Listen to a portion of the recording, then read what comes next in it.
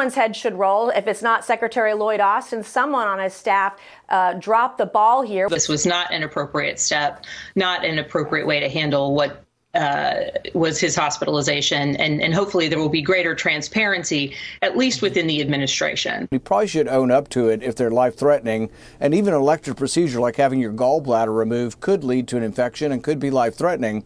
But I think it's better to own up, because if you don't tell people the truth, they're Secretary Austen underwent a medical procedure on December 22nd, went home a day later, and then on January 1st, was readmitted to the ICU this time after experiencing what's being described as severe pain. A day later, January 2nd, he transferred some of his duties to the Deputy Secretary of Defense, that's Kathleen Hicks. But at this point, the White House had still not been informed of his hospitalization. And in fact, President Biden didn't learn about the situation for 2 days additional from that day on January 4th. So the Pentagon's failure to disclose.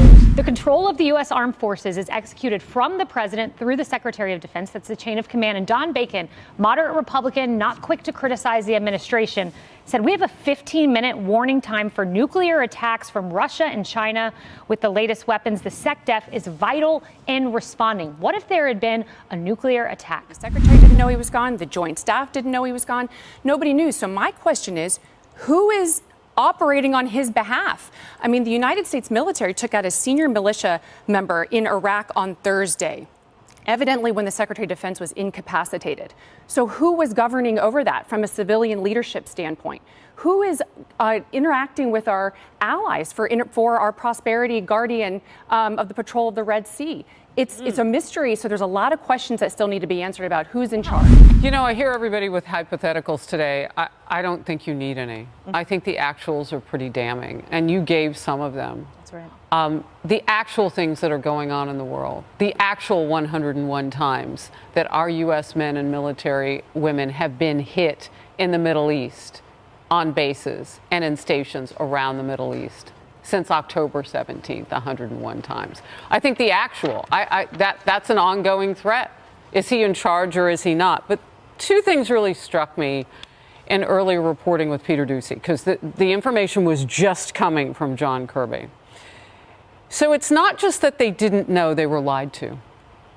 They were manipulated.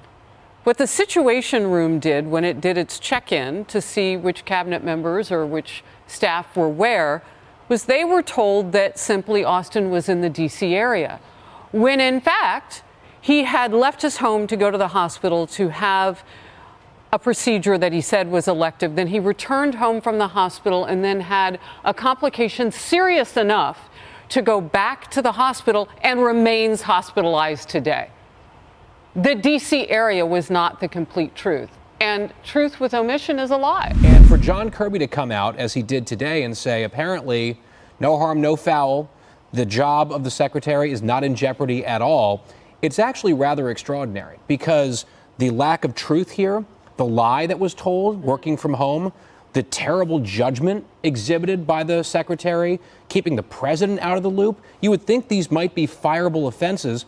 But this is an administration that is allergic to accountability. And if they weren't going to fire a single person over Afghanistan, a debacle with much wider ranging implications, maybe he'll get.